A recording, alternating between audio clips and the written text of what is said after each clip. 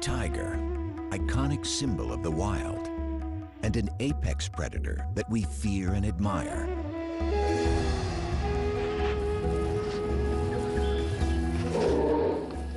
In our imaginations, they roam the jungle. But today, many tigers have never even seen the wild. The vast majority of them spend their lives in captivity. Real meat? Princess is an American tiger, a distant relative of her wild ancestors. She doesn't even know how to hunt. Most tigers in America aren't found in zoos. They're privately owned. There are more than twice as many of them as the highly endangered wild tiger. This could change if new legislation is passed that would ban the private ownership and breeding of tigers. What are the issues surrounding captive tigers in America? And what does the future hold for their wild cousins? Tigers are one of the world's most popular animals. Everybody loves to see a tiger at the zoo. Even the scientists who work around them are impressed by their majesty. Ron Tilson is the senior conservation advisor at the Minnesota Zoo and a renowned expert on tigers. He spent many years tracking and studying them in the jungles of Asia. My heart beats faster every time I see one. Yeah, there is, it's because everything, they represent everything. They are the icon of Asian wilderness. They are the most powerful cat, the largest cat. They are, in my opinion, one of the most attractive cats. But it's also the fact that essentially we have evolved as a species with the tiger, and the tiger is one of the only animals on Earth that preys and eats people. And when a tiger looks at a human being, I think the tiger sees us for exactly what we are. We are nothing more than a piece of meat.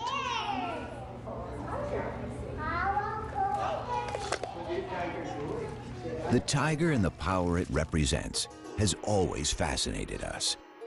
At the beginning of the 20th century, there were 100,000 tigers in the forests of Asia. The first tigers came to America as entertainers. Before zoos and circuses attempted to control their breeding, surplus animals found their way into private hands. Soon, everyone from the rich and famous to companies and sports teams wanted a piece of the big cat. For some Americans, like the character of Tony Montana in the movie Scarface, owning a tiger became a symbol of success.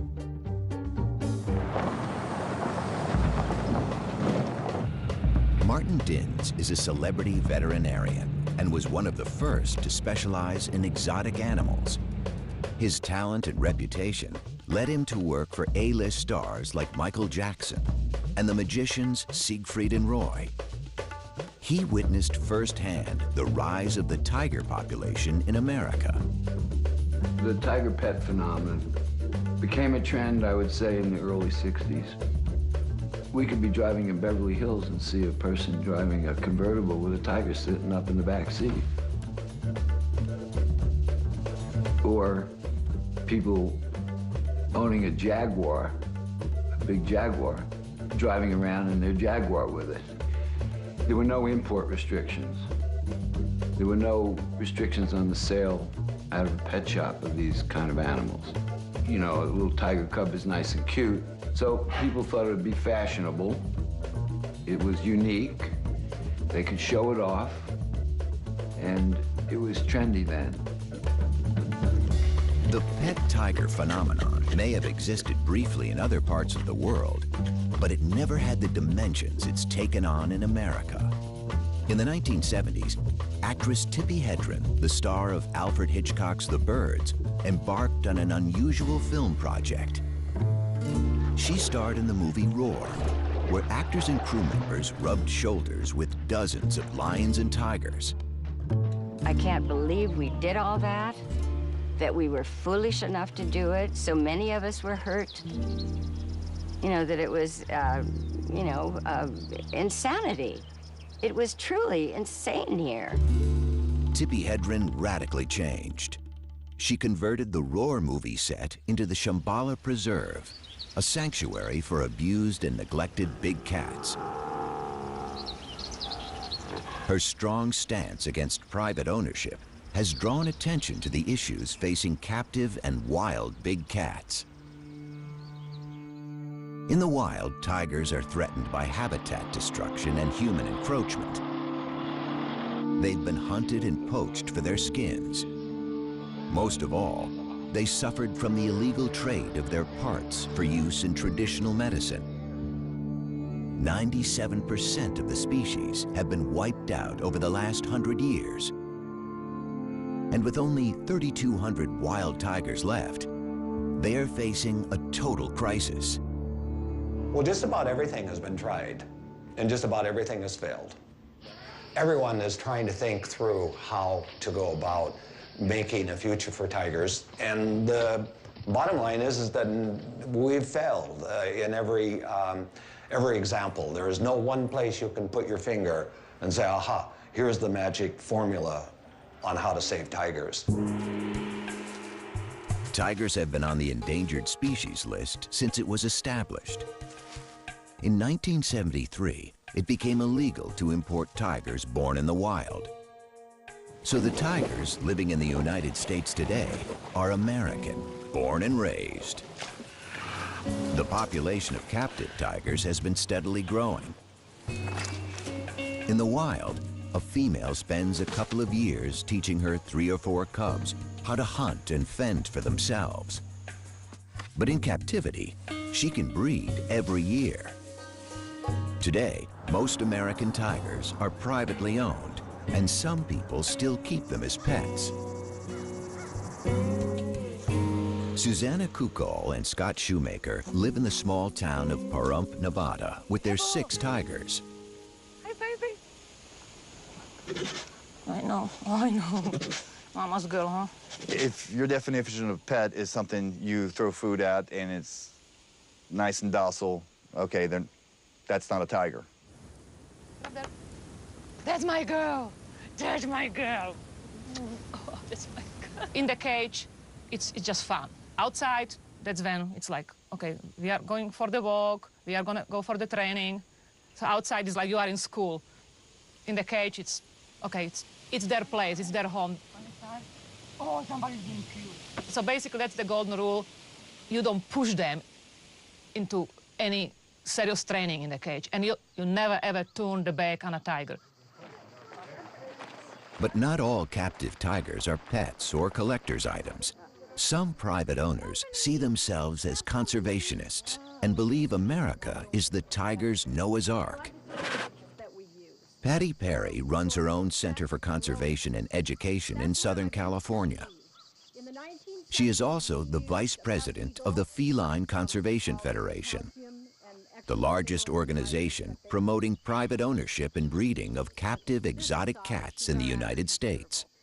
It's far from perfect, but in our world today, we have to have captive breeders, private captive breeders. We have to have private educators, because the zoos can't do it all.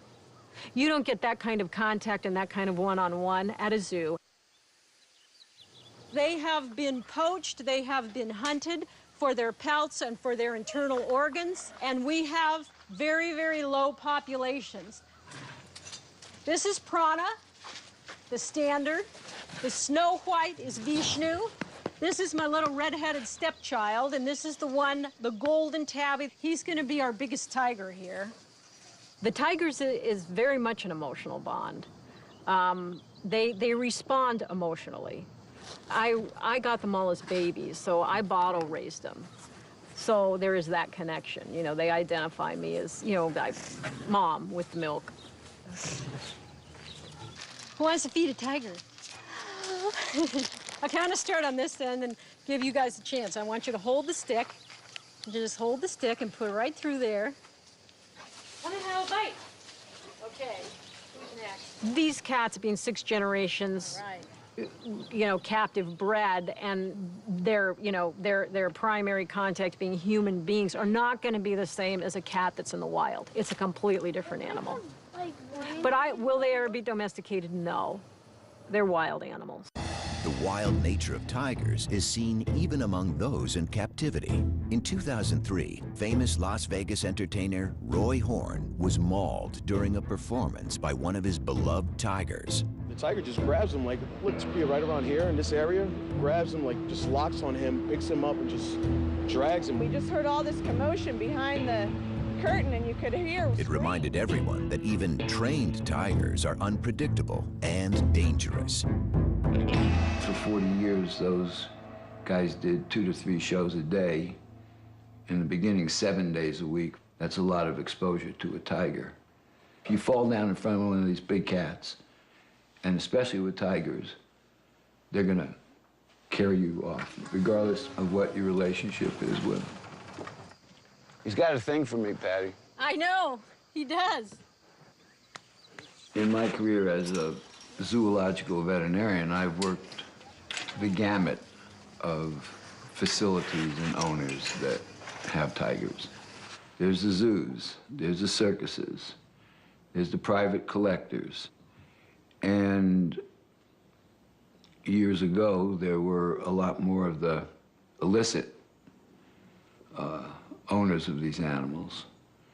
But I've worked for all of them, and I don't discriminate. I have done the best I can to discourage breeding by unqualified individuals. But I took an oath, and is it my business to say, no, I'm not going to treat this tiger because you own it privately? That's on the other side of medicine for me. Lisa Ann Takansnick is an attorney in Washington, D.C.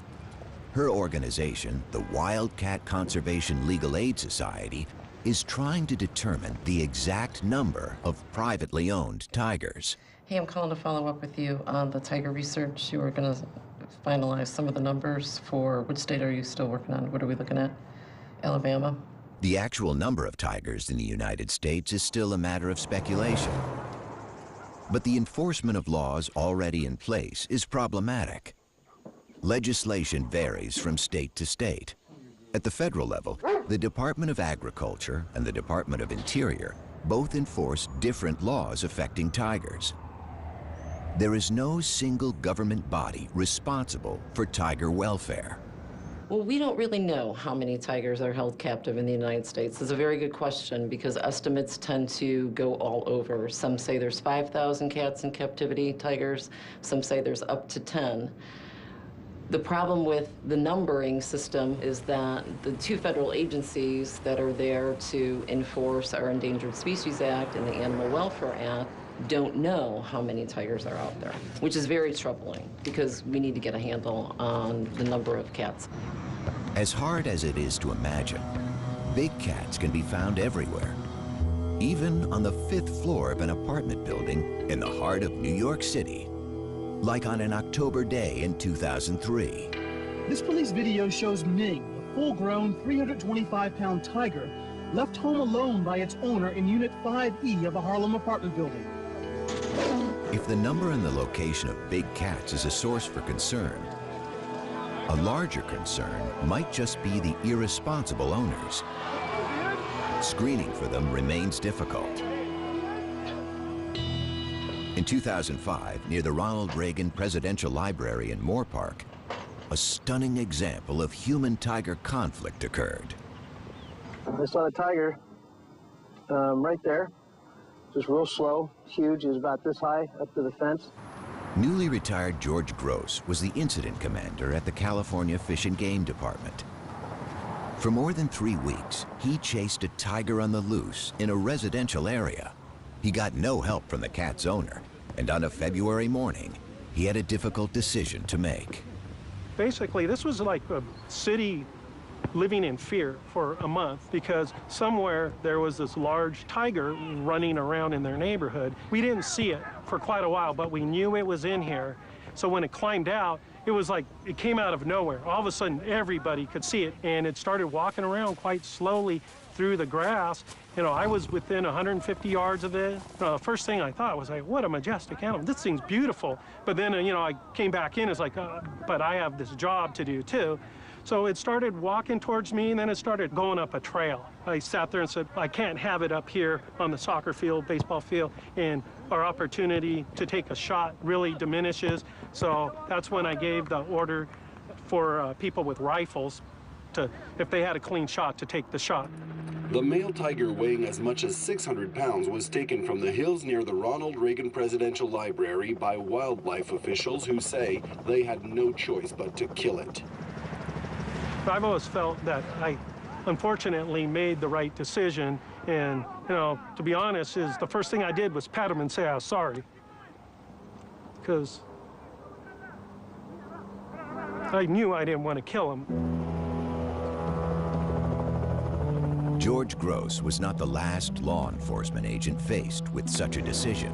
There was an even more dramatic incident on October 18, 2011, when there was a massive release of wild animals in Zanesville, Ohio.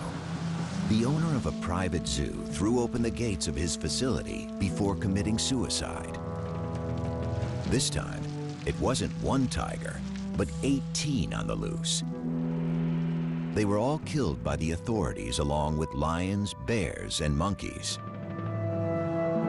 It probably will come to another tragedy before certain laws are either enforced like they should be, or new laws are going to have to be implemented. To have multiple situations happen because we're not moving on these issues is very tragic, and it's very sad, not only for the individuals, but the cats that are involved, because most of the time those cats are shot on site.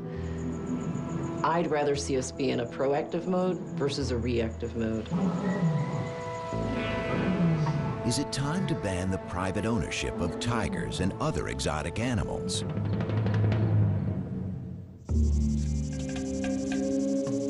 "26 states banned the private ownership of tigers, but in many states, it's still legal to own and breed them if you have a permit.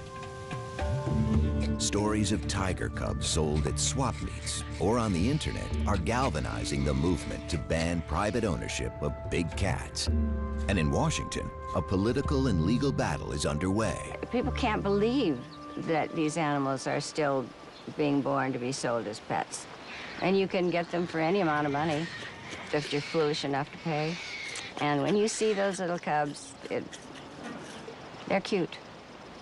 But by the time they're 7 months old, they are tearing up your house and taking a pretty good chunk out of you, because they don't have a 400-pound mom to say, knock it off, nor do they have any siblings with whom to play. So you become the sibling, and they're tough. You're dealing with an apex predator. They are top of the food chain, one of 4 of the most dangerous animals in the world. And yet our government says that's okay, and they will even give a permit to have these apex killers in somebody's backyard. It's very wrong. Tippi Hedren decided that something needed to be done and contacted her congressman. She successfully proposed a new law to prevent taking big cats across state lines. But this was just the beginning. So I took a bill to Washington in 2003. It was simply to stop these animals moving from one state to another. And it took 2 years. It was called the Captive Wildlife Safety Act. It was sort of a precursor to the bill that I am ultimately, my goal is to have a bill that will stop the breeding of all of these animals to be sold as a pet or for financial gain.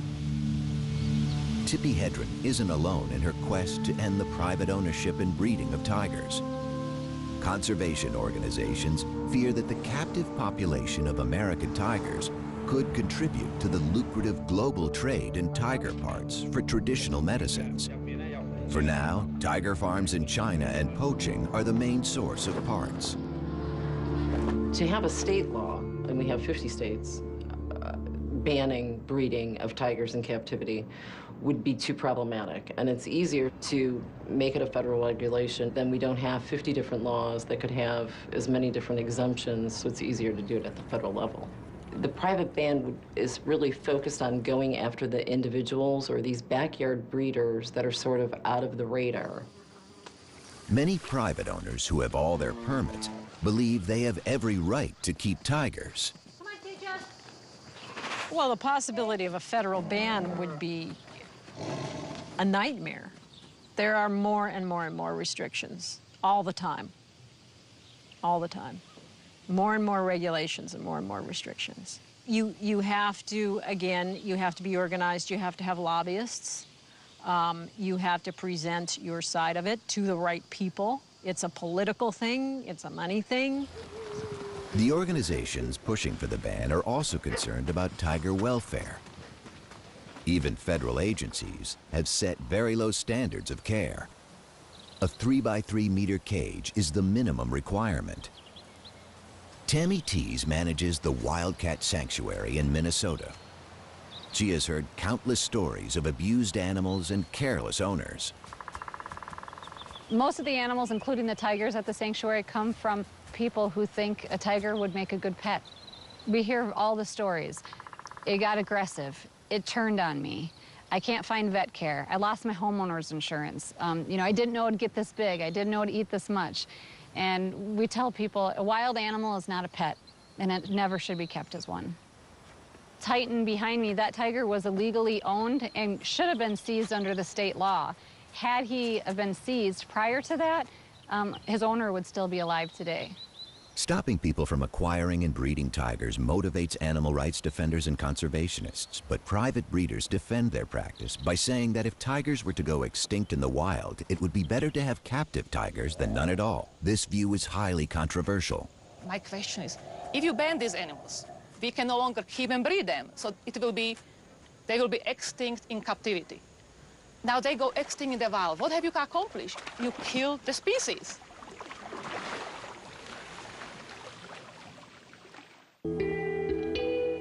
A ban on breeding or keeping tigers has broad implications. While the United States looks to control unregulated breeding of tigers by private owners, across the world, extraordinary efforts are being made to save tigers in the wild. For Ron Tilson, zoo tigers represent a backup for the wild population. He has been the coordinator of the Tiger Species Survival Plan, designed to maintain healthy and genetically diverse tigers. In the zoo world, we try and have what we call a hands-off management. That means let's not touch tigers, let's not play with tigers, let's consider them really quite dangerous.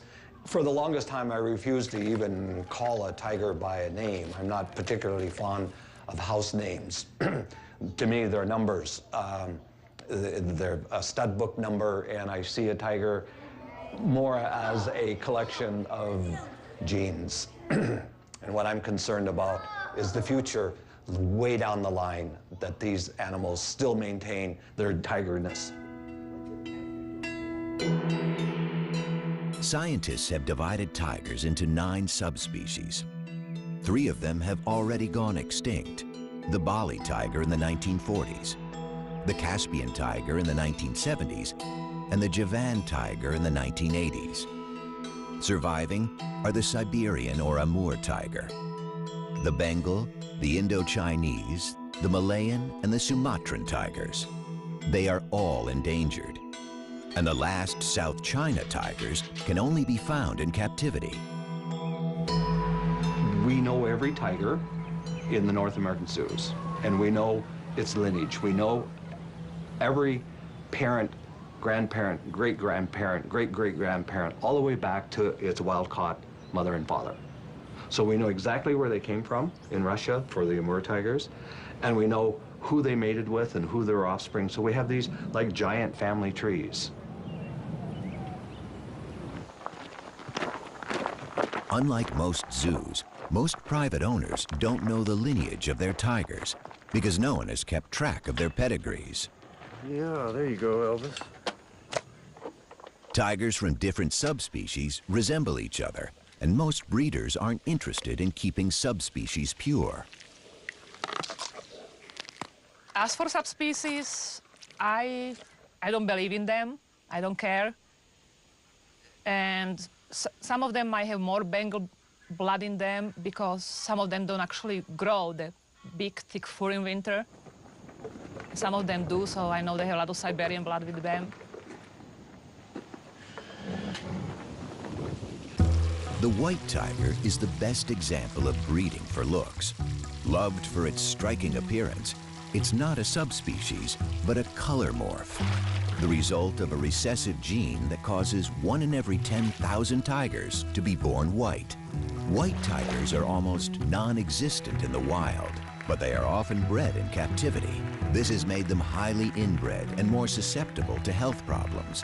And that's not the only consequence of private ownership. People notice that many tigers in captivity might be bigger than in a wild, because in a wild you need to stay athletic to catch prey. In captivity, they get their food served basically on a silver platter. And one of the reasons many tigers in captivity are huge, they are simply fat, they are obese, not good for their liver. A lot of the stuff American tigers are fed, it's basically stuff we eat, it's from supermarket. Some of the meat might have some hormones in them. The other theory is some breeders might selectively breed for bigger size because it looks impressive on display. Huge tiger, it looks more impressive than small tiger. Might be simply because they just don't exercise as much as the ones in the wild, because any cat, even in the wild, if they don't have to move, they don't move, they sleep. The scientific community has labeled these tigers as generic. They look like tigers, but are they really?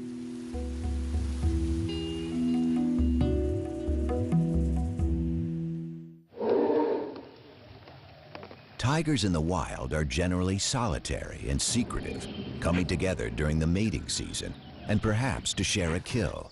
In captivity, they become very sociable with both humans and other tigers. They haven't been taught how to hunt and could starve if left on their own. Has the very essence of tigerness been bred out of them?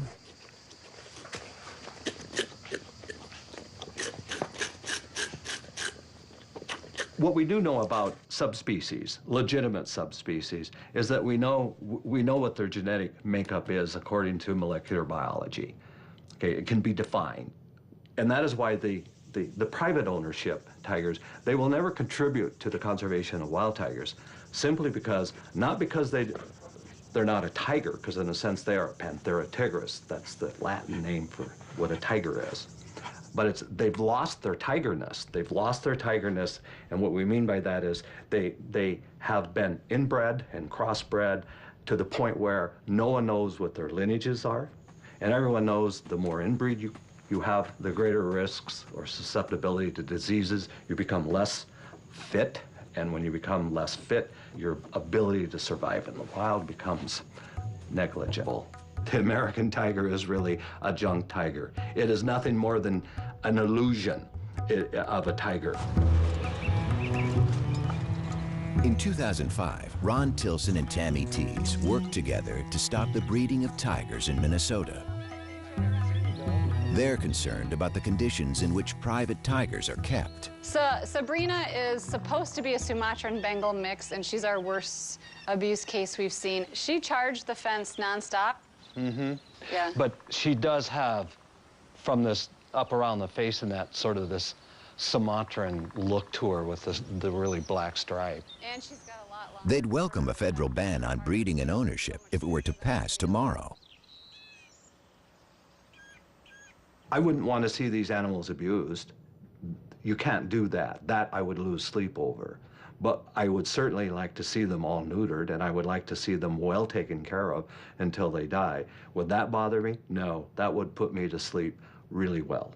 We'll just simply lose a large number of worthless tigers that consume resources that should be spent on wild tigers, and that actually corrupt the message that we're doing something wonderful for tigers, when in fact we're not doing anything for tigers. Why are we spending all of this time and energy and money in trying to protect the right to own this or even allowing it to happen and putting people at risk. And I keep coming back to these same issues. I don't get it. I don't get why it isn't stopped. Conservationists have been reluctant to study or give any attention to American tigers. However, with the crisis in the wild, some of the scientific community are taking a closer look at these generic tigers. Stephen O'Brien is former chief of the Laboratory of Genomic Diversity at the National Cancer Institute. He's an authority on big cat genetics and evolutionary biology. But his work has sparked controversy in the conservation world. Is there a value in the admixture in tigers? That is, tigers that have an ancestry that includes interbreeding between different subspecies. Of course there's a value in it. It's still a tiger. Most of the tigers in captivity are considered by my friends and colleagues to be junk because they're hybrids between different subspecies. And many of them are, but I wasn't sure how many. Stephen O'Brien's team has recently designed a method to determine the genetic makeup of big cats. So we used this DNA fingerprint technology that was developed to identify the difference between subspecies of tigers. And I said, if you take one of these tigers that we don't know, is it really a hybrid? Well, what we found was that many of them are indeed pure subspecies. They were either Bengal, or they were Amur, or they were Sumatran, or one of the living subspecies. I think the captive population should not be discounted. Good. Nice. The reassessment of these generic tigers has led to another exciting discovery. Not only are some of them purebred subspecies, they also have a rich genetic diversity, as rich as in the wild population. Since their ancestors were taken from the wild when tigers were thriving, some captive tigers have retained many characteristics, perhaps now lost in wild tigers.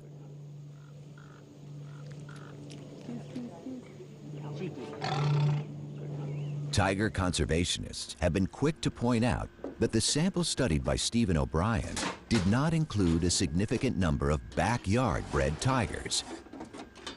Still, he believes that each tiger counts.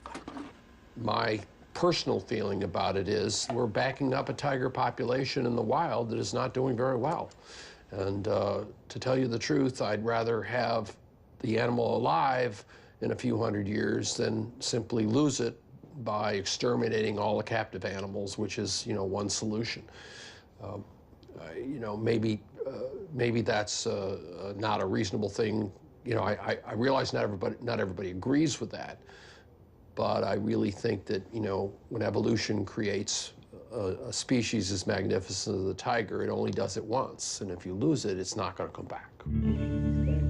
It seems that some captive tigers could play a role in the survival of the species. But what about privately owned American tigers? Will they be around long enough to be part of the solution? The wild tiger population was almost 10,000 in 1990. 20 years later, there are only about 3,000 animals left, and they are vanishing faster than ever. When I first moved into this office 25 years ago, I had this big concrete wall and I wondered what I wanted to put on it. And it came to me, why don't I have the covers of magazines that are focusing on tiger issues? It starts back here. The New Scientist. Does the tiger have a future? That's what we're talking about right now. Too Late for Tigers in Wildlife Conservation magazine. Doomed. Cover of Time magazine. The Last Tigers. Initially, I thought they were very interesting because it gave me a focus. But what happened was that this message just became such a common message. It's a little bit like the sky is falling down, the sky is falling down, and after a while, no one hears you calling.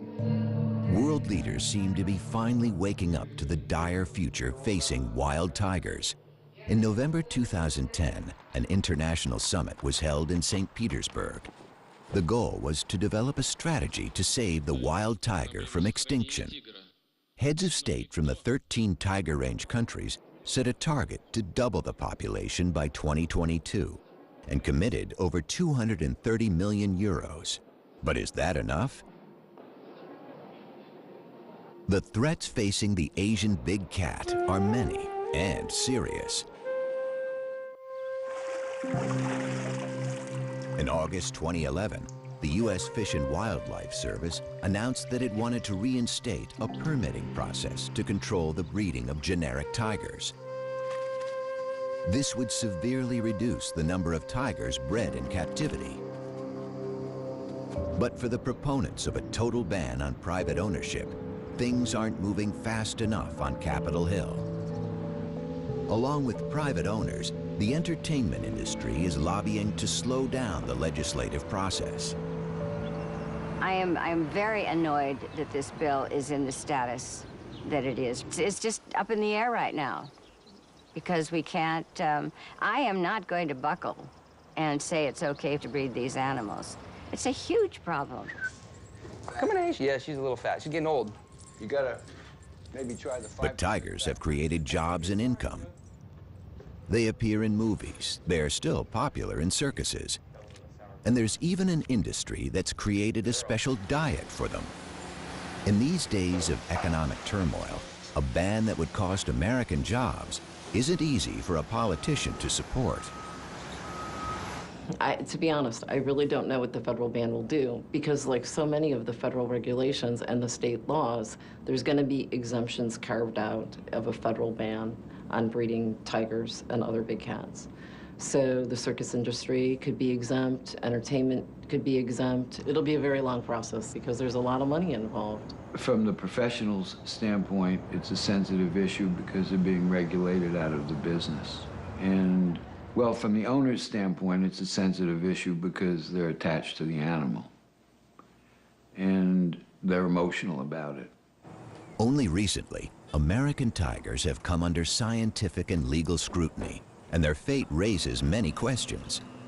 But if the wild population is to double, animals bred in captivity will be required for the complex process of reintroduction.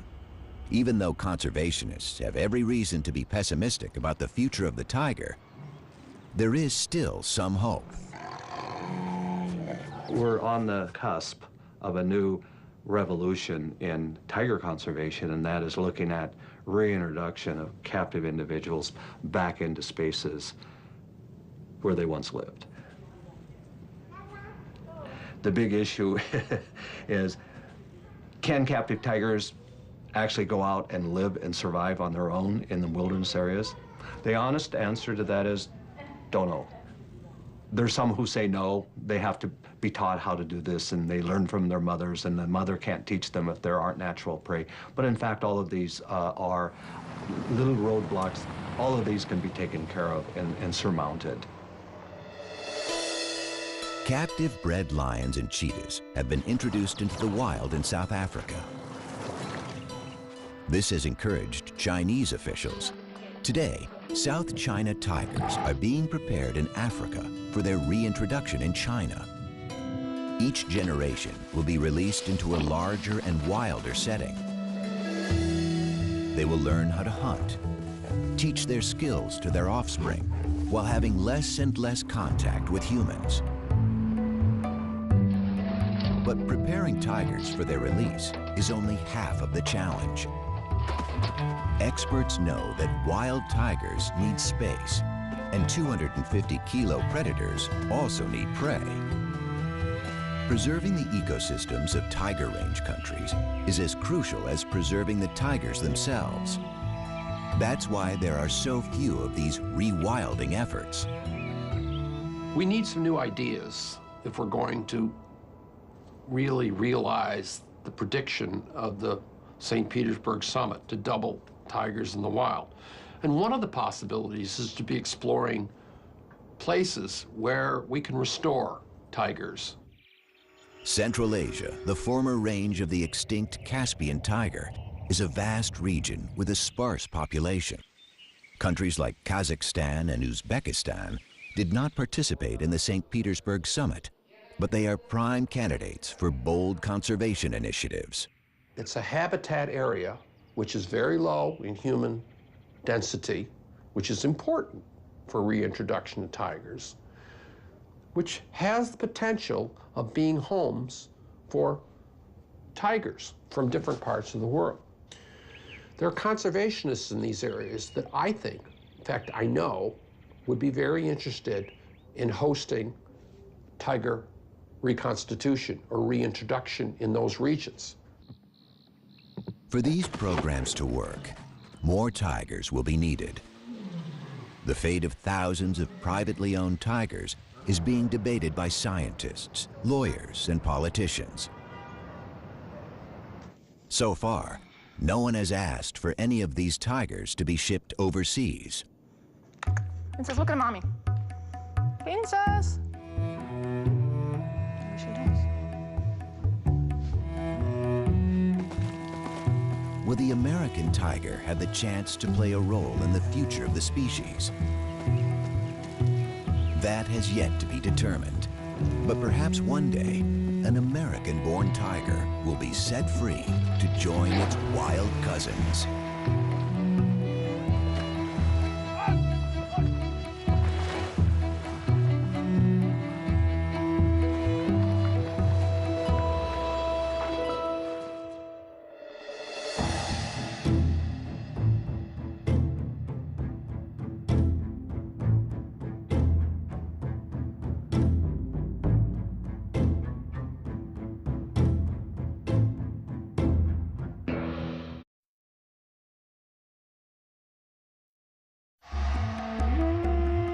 The tiger, iconic symbol of the wild, and an apex predator that we fear and admire.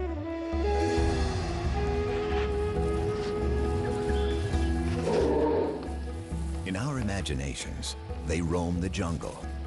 But today, many tigers have never even seen the wild. The vast majority of them spend their lives in captivity. Real meat? Princess is an American tiger, a distant relative of her wild ancestors. She doesn't even know how to hunt. Most tigers in America aren't found in zoos. They're privately owned. There are more than twice as many of them as the highly endangered wild tiger. This could change if new legislation is passed that would ban the private-owned tiger became a symbol of success.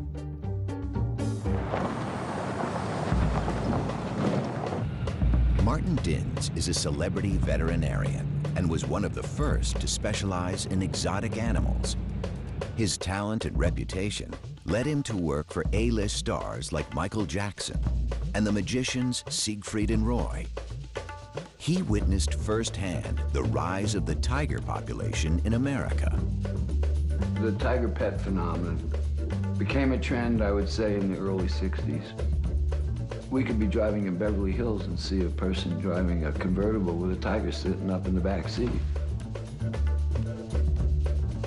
Or people owning a Jaguar, a big Jaguar, driving around in their Jaguar with it. There were no import restrictions. There were no restrictions on the sale out of a pet shop of these kind of animals.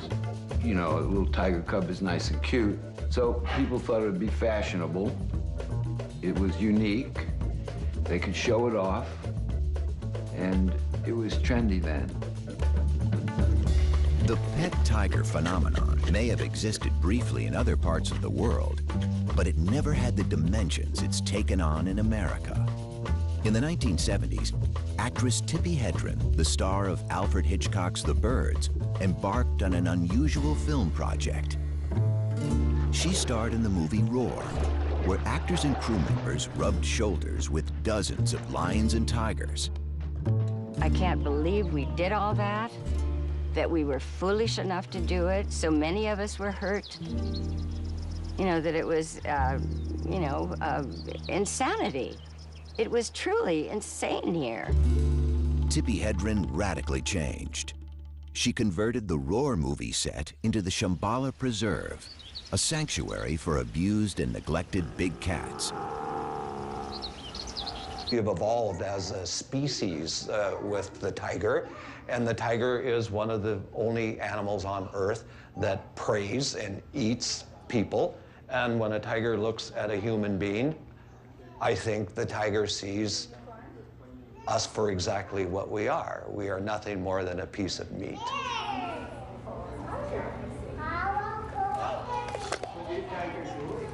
The tiger and the power it represents has always fascinated us. At the beginning of the 20th century, there were 100,000 tigers in the forests of Asia. The first tigers came to America as entertainers. Before zoos and circuses attempted to control their breeding, surplus animals found their way into private hands.